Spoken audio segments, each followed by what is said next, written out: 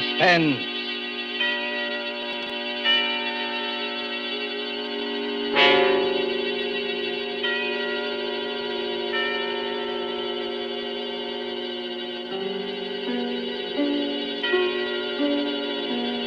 This is the man in black, here again to introduce Columbia's program, Suspense.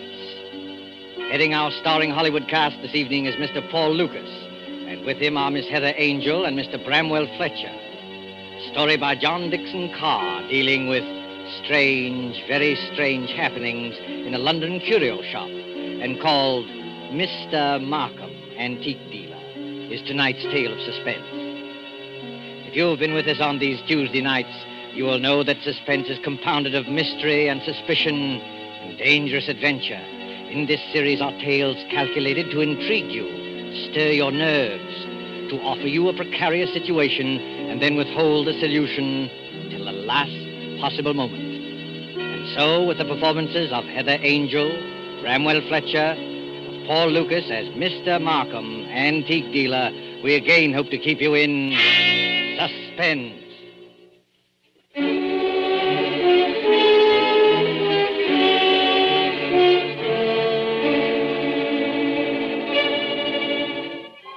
This is the story of a man who commits murder and gets away with it. Does the idea shock you? Do you believe that justice must always be done? But let's be honest with ourselves. You and I needn't be cynics to know that justice is very seldom done. Innocence flinches. Guilt is childlike and bland. Innocence is imposed upon. Guilt can encompass all things, even a successful murder.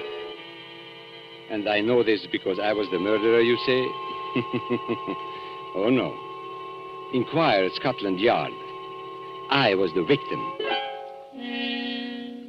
In Bond Street, not far from Piccadilly, there used to be an establishment, which in a less fashionable part of town would have been called a shop. On the windows, in letters as discreet as a visiting card, were the words, Charles Markham, Antique Dealer. Such a delightful fellow, Markham. Such a character. 30 years ago, yes, as long as that, this antique shop was a dingy place, despite deep carpets and crystal chandeliers. It rustled with the ticking of 100 clocks. It was shadowed by damascened armor and the loom of tall tapestries. And late one summer night, when the shutters were long closed on those windows, a four-wheeler drew up before the door in the gas-lit street.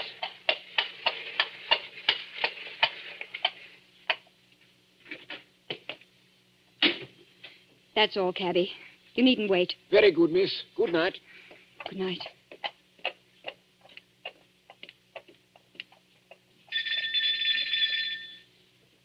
He must be here. He must be. I won't go back to that place. I'll kill myself first. Oh, look here, old man. You needn't be... Oh, I beg your pardon. And I beg yours. I'm not the person you were expecting, am I? No, madam. As a matter of fact, I was expecting a police officer. A police officer? Oh, merely an old friend who often drops in for a talk and a drink. You are Mr. Markham, aren't you?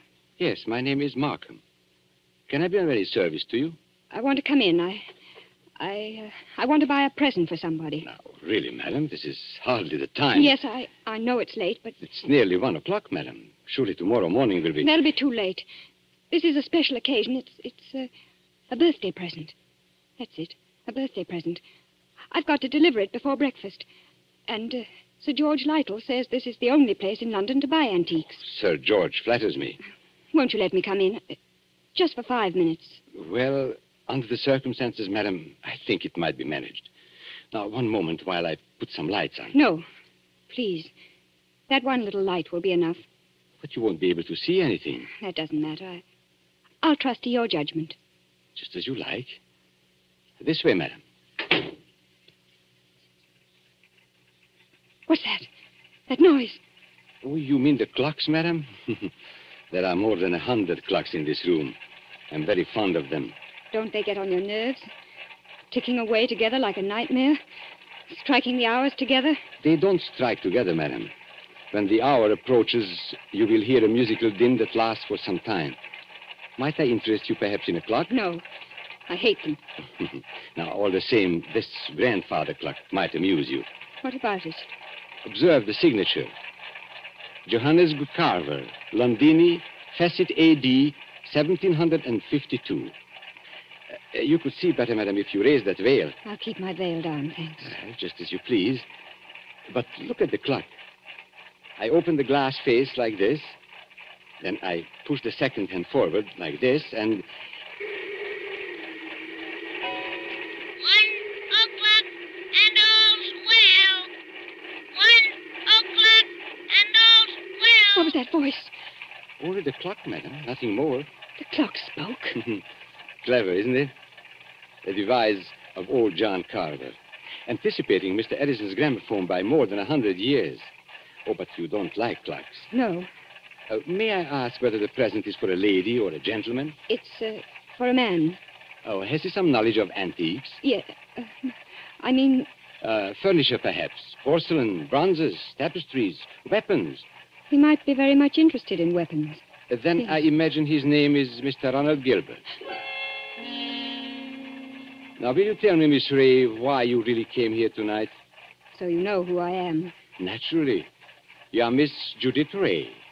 And why did you come here? I wanted to see what sort of a man you actually were. Oh, and have you found out? No, but I won't go back to prison. I won't. As you will. But since it's to be a business conference, Miss Ray, and I imagine it is, Yes. well, then suppose we go into my office, here at the back of the shop. Will you precede me? Thank you. Oh, you must excuse the dust covers I've put on the chairs here. I'm leaving for a holiday tomorrow, and the shop will be closed. When I return next week, Miss Ray, I shall expect the amount requested. In cash, of course. But I can't raise 2,000 pounds. You ought to know that. Well, your fiancé could raise the money, I imagine. Ron? Do you think I'd have Ron know where I've been? Or what I've been? It's better than having his father learn it, surely. Now, sit down, Miss Ray. I'd rather stand, thank you. Now, that's a very foolish gesture, but the ladies will do it. They think it gives them dignity and shows the disdain of the poor blackmailer. You see, I make no bones about it. I am a blackmailer. You seem rather proud of yourself. Why not? I am the one person in England, perhaps in the world, who has made it a large-scale business. Congratulations. And what is all lifeblood but blackmail? The child says, if you don't give me that, I'll scream. The grown woman says, if you go on behaving like this, I will leave you. Your sex, Miss Ray, are blackmailers from the cradle. You know, Charles Markham, I wonder... Yes? I wonder if anybody's ever hurt you very much. Hurt me? What do you mean? When you talk about the world and people in general, your face goes white under the eyes. You pick up that letter opener from the desk. Not a letter opener, please, Miss Ray. A Medici dagger. 16th century work. It isn't the money that really interests you. I don't understand. You hate the world. You just want to torture people, but you think you've been tortured. Isn't that so? This is a very sharp dagger, Miss Ray. If I throw it down on the desk, it sticks. Like that. Isn't it so, Charles Markham? My motives, Miss Ray, aren't in question. I wonder. Whereas your motives are. Now, let me see. 10 years ago, in 1903, a certain girl called Letty Wilson, your real name, I believe, fell in love with a rather contemptible underworld character named Arthur Akers. Please. No humiliation was too great for her. She worked for him, lied for him, stole for him. I was only 18. I didn't know what I was Now, doing. this girl, for a very shabby theft, was sentenced to 3 years hard labor at Holloway Prison. 5 months later, she escapes from prison and disappears. All these years afterwards, she appears in the West End as Miss Judith Ray, fashionable milliner. Haven't I made up for it? Haven't I? No, For one mistake. After 10 years. the way of the world, my dear. I didn't create it. And I'm forgetting the best part of the comedy. This paragon of virtue next falls in love with Mr. Ronald Gilbert, son of Major General Sir Edmund Gilbert. Such a respectable family, too. Stop it, please. Then, shall we say, 2,000 pounds? Suppose I did raise the money. I don't know how, but suppose I did raise it. Well, What guarantee would I have that you wouldn't ask for still more money? I probably shall ask for more money, Miss Ray. But that's my privilege as a blackmailer. Then I'm never going to be free of you. Is that it? Well, frankly, that's it. Unless I kill you, of course. What if I did kill you? People have threatened it before, but they haven't meant it. Maybe I mean it. Well, we can easily test you out. There's a sharp knife stuck in the desk in front of you. I'm going to get up and deliberately turn my back on you. Like this. Be careful, Charles Markham. As a student of human nature, I'm curious. How much will you risk to keep this secret? Have you the courage to kill and risk hanging? Yes, I think I have. What was that? Now, aren't you glad you held back at the last moment, Miss Ray? I said, what was that? That, my dear, was the front doorbell. Probably my friend, Inspector Ross, from Wigmore Street Police Station. Come in, old man. Come on in. Make yourself comfortable. I'll be with you in a moment. You wanted me to attack you, didn't you? No, I was merely curious. And in any case, Miss Ray, it would be useless to kill me. Useless? Why? Because I shouldn't die. Don't talk rot. Oh, it's quite true. A man in my position must take certain precautions. If you killed me, I should be back to haunt you within half an hour. And I don't happen to be joking. Come in. Now, look here, Markham. Good Lord, Judy. Ron! Mr. Ronald Gilbert, as I live. Ron! What are you doing here? He hasn't got anything against you, has he? Speak up, Mr. Gilbert. Have I? The fact is, Judith, I... Look at him, Miss Ray. See how he changes color and twists his mustache and altogether resembles a boy caught in his mother's gem cupboard. Perfect picture of a gentleman being a gentleman. Look here, Markham. I'm not very clever. You can always make a fool of me when you start talking, so let's stop talking.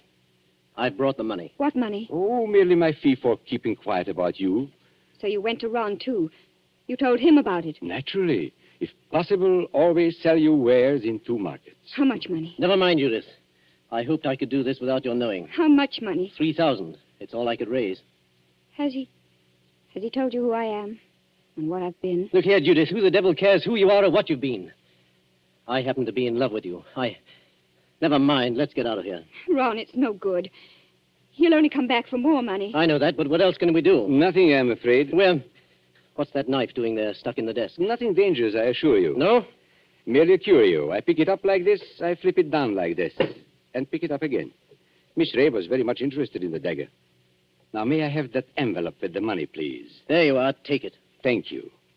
As I explained to Miss Ray, I'm leaving tomorrow for a holiday, hence the general disarray and the dust covers on the chairs. But before my departure, I'm glad we could settle this affair, as you would say, like gentlemen. Before we clear out of here, Markham, there's just one favor I'd like to ask. Well, of course, old man, ask away. This is your job, I suppose. You can't help being what you are, but never again, as long as you live... Well? Never even say the word gentleman. Be careful, Ron. Look at his face. Tell me, Mr. Gilbert, how much money is in this envelope? You heard what I said, 3,000 pounds. Then take it back, my friend. I find we can't strike a bargain after all. What do you mean? Just what I say. Here is your money. You will now oblige me, both you and Miss Ray, by leaving my shop. What are you going to do? Tomorrow morning, perhaps even tonight, I'm going to get in touch with the police, and I shall tell them where they can find Letty Wilson, alias Judith Ray. You can't do that, Markham. Oh, yes, he can. You've hit him where it hurts. 3,000 pounds, my friend, is not enough compensation for the way you talk. There is a way through the shop. Shall I escort you to the front door? No. Oh, so you prefer to stay here and make a fool of yourself? You're not going to tell the police, Markham. I promise you that. And how are you going to stop me? With this. Ron, put that gun away. It's a funny thing, Judith. I felt a bit of a fool, bringing this revolver along. But now I've got a use for it. Oh, yes, I've got a use for it. Well, maybe the best thing would be to go into the street now and call a policeman. You'll never get into the street, Markham. Are you following me into the shop? Yes. So both of you, it appears, came here under false pretenses. You said you wanted to pay me some money. The money's still here, but you've lost your chance to get it. And our dear Judith said she wanted to buy a present for you. I showed her this grandfather clock here, this talking clock. Don't go a step beyond that clock, Markham. I warn you. Nonsense, old man. You wouldn't dare shoot. Wouldn't I? No, and I'll call your bluff. 1 step. 2 steps. I know your whole silly tribe, my friend. You wouldn't risk it. No, you wouldn't. What's happening to me? Don't try and grab onto the clock, Markham. It won't save you. You wouldn't risk your life. You wouldn't risk your family position. You wouldn't. 1:15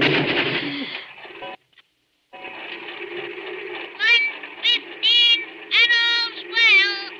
1:15 and all's well. I had to do it, Judith. Don't you see? I had to do it. Did you... Is he... Oh, yes. Yes, he's done for. I tell you, I had to do it. Shh. Keep your voice down. Why? That shot sounded like the crack of doom. I wonder if anybody in the street heard it. You mean the police? Yes, Ron. What in heaven's name are we going to do? Steady, steady. We'll find a way out. Maybe he's not dead, Ron. Go and look at him. He's dead, all right. Please, Ron. Go and look at him. Well? Shot through the heart. The bullet went clean through him and smashed the face of the grandfather clock. That's all I can see in this dim light. This isn't happening to us. It can't be I've happening. got to think, but it's hard to think. You see, Judith, I'm not in a rage any longer. I'm just numb and a little bit scared. You're not going to give yourself up. And have this whole thing made public? Not likely. Wait a minute. There may be a way out. What way? He said he was going for a holiday. Remember? Well, suppose he did. That gives us time. It means his absence won't be noticed. The shop will be closed. Nobody will come here for days. And certainly nobody will come here tonight. And... What's that? The police officer. I forgot the police officer. What police officer? A friend of Markham's. Inspector somebody or other from Wigmore Street. He's inspected here tonight. Then we're finished. No, Ronnie. We're not finished. He can't see anything out there. The shutters are down and the door's covered. Could you pick Markham up and carry him? Yes, I could. Why? There must be a back way out of the shop, probably in the office. Hurry, Ron. I don't like to touch him. Hurry, Ron, please. He's as heavy as a sack of meal. He seems to be looking straight at me. I know. Everything here seems to have eyes and move a little in the shadow. Didn't you see the expression in Markham's eyes just before you... No, I didn't. He seemed to be looking behind us, or beyond us. I don't know how to describe it. And he said something, too, that scared me. He said he couldn't die. He said... Close the door, quick. This police officer, Judith, he can't get into the shop, can he? Of course he can. The front door isn't locked. That's true. What's wrong with me, Judith? I came in there that way myself. And there's no time to lock the front door now. Our only hope is through the back way. I thought I'd seen a back door and... Ah, there it is. Just a minute. I've killed a man. That means I'm a murderer. A fraction of a second, one tick of a clock in there, and you change from an ordinary happy person into what I... Well, Judith, well? I'm sorry, Ron. The door's locked. Isn't there a key? No. Maybe in his pockets on a key ring. There isn't time, Ron. I think I heard the front door open. Our visitor's coming in. I've got it. The dust covers. What? Those white cloths that fit over the chairs. Look at them. What on earth are you talking about? We used to play a game when we were kids. Somebody sits in a big chair. You know, you fit the dust cover over him and nobody can tell he's sitting there. Don't you see, Judith? That's how we can hide Markham's body. It might work if there's time. There's got to be time. Take the big cover off that chair, the wing chair. All right. Maybe there's a chance. I'll fit him into it. Arms along the chair arms. Feet pushed back. Now, put the cover back again and pull it round down his feet. Don't let it touch his chest. The blood will show through. There, that's got it. You can't see anything now, can you? No, but, Ron. Well? What did you do with the gun? The gun? The gun you shot Markham with. Oh, well, Judith, I put it down on the floor when I picked up his body. Out in the other room? Yes, I'm afraid so. And it's too late now, Judith. The police are here. What are you going to say? I don't know. Trust your wits and try and brazen it out. Yes? Come in. Good evening, Miss Ray. And good evening, Mr. Gilbert. Charles Markham? You're Charles Markham? Correct, Miss Ray. But why should that surprise you? Why do you look as though you were seeing a ghost? Because we are seeing a ghost. If you're Charles Markham, whose body is... Judith, be careful. Body, Miss Ray. Did you say body? Miss Ray's upset. She doesn't know what she's talking about. If you killed me, I should be back to haunt you within half an hour. That's what he said. I tell you, Miss Ray isn't herself. She had bad news today. A relative of hers died. I've been trying to make her feel better. Indeed. Do you think it would make her feel better to bring her here? I don't understand. My dear sir, you are very welcome. But the situation is surely a little odd. I come in here and find you two looking as guilty as a pair of murderers in my private office in the middle of the night. There's nothing odd about that. I wanted to buy Judith something. At 1 o'clock in the morning? Yes. Why not? Well, may I ask how you managed to get in? The front door was open. We just walked in. If you wish to buy something, why not stay in the showroom? Why come to my office? Well, hang it all. You don't think we wanted to steal anything, do you? Well, that thought did occur to me. You see, there was nobody else here. There's nobody here, Mr. Markham. Not a living soul. Then you didn't meet, by any chance, my brother? Your brother? Yes, my brother Robert. You couldn't have mistaken him if you had seen him. He looks so much like me that few people can tell us apart. Oh, so that's it. Poor Robert often deputizes for me. He's learned to act like me, think like me, and talk like me. But he doesn't like the work very much. Of course, you know what my work really is. Is this part of the game? Are you trying to play cat and mouse? Robert is an idealist. He thinks, poor fellow, that my profession is beneath contempt. But he acts the part and acts it well because I pay him. And I find it useful to have a double who will run risks for me. What have you done with his body? We haven't done anything with him. If you've killed Robert, my friend, you've committed a totally useless murder. You don't see him here, do you? No, but I see his handiwork. Meaning what? I've warned him many times about throwing a knife down on a polished desktop.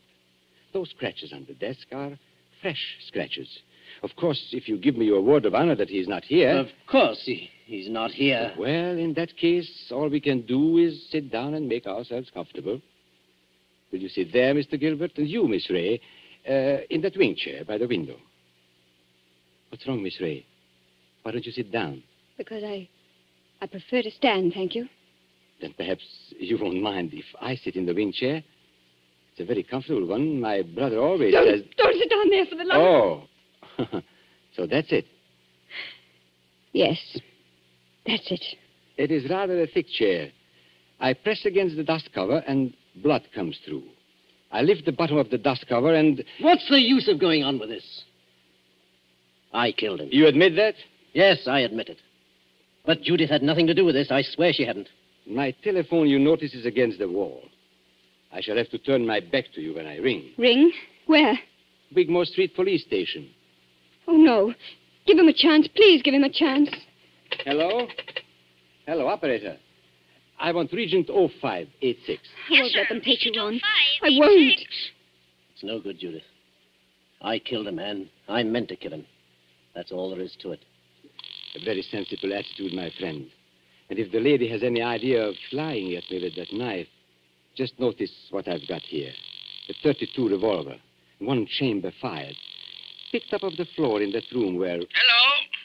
Hello, Wigmore Street Police Station. For the last time, Hello? Mr. Markham, won't you give him a chance? Be quiet, Miss Ray. May I speak to Inspector Ross, please? Inspector Ross speaking. Oh, isn't that Mr. Markham? Got it in one, Inspector. Charles Markham here. I understand you were going to drop in and see me tonight. Well, I intended to, Mr. Markham, but I'm afraid I can't make it now. Oh, why not? Anything wrong? Only a robbery in Davies Street, but it's likely to be a long job. Sorry I can't get there. Well, that's perfectly all right, Inspector, because actually I rang up to make sure you wouldn't come here tonight. You see, I've got a lot of work to do, and I'm leaving for Eastbourne early tomorrow morning. Let's make it some other time, shall we? Oh, glad to, Mr. Markham.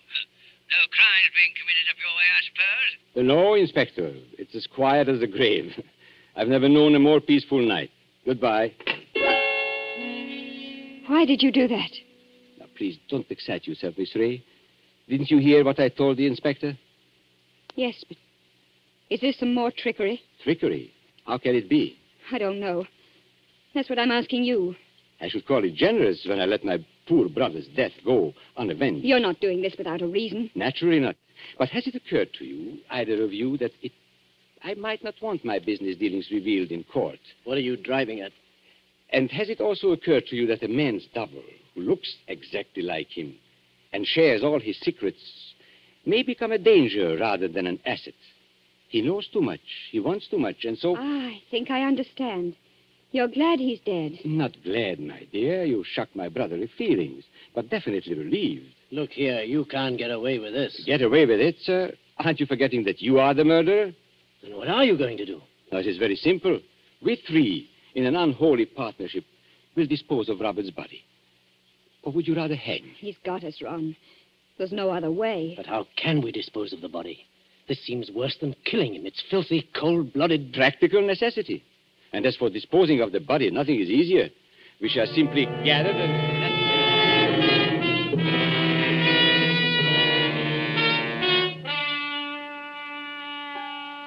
And so, as I said before, this is the story of a man who commits murder and gets away with it.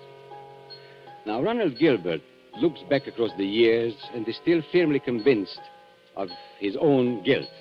But, of course, Gilbert never shot anybody. I was the man who committed the murder. Don't you remember? The bullet that killed my brother is supposed to have passed through his body and smashed the face of the grandfather clock. But that's an impossibility. The face of a grandfather clock is much higher than the heart of a man. You see, 2 shots were fired at the very same instant. Gilbert missed and smashed the clock face. I fired from the door of the office and did not miss. That was why my brother looked past those 2. I went out by the back door, locked it, and reappeared at the front afterwards. It was not Robert Markham who died. I am Robert Markham. It was Charles who died that night. And I killed him to stop forever the wholesale blackmail that was poisoning the lives and blasting the hearts of 1,000 half-crazed people. His records I destroyed, his correspondence I burned. He is dead and gone. I have assumed his name and identity ever since. I committed a murder. And yet, if you sat on a jury, dare you say that you would condemn me? Come now. Would you?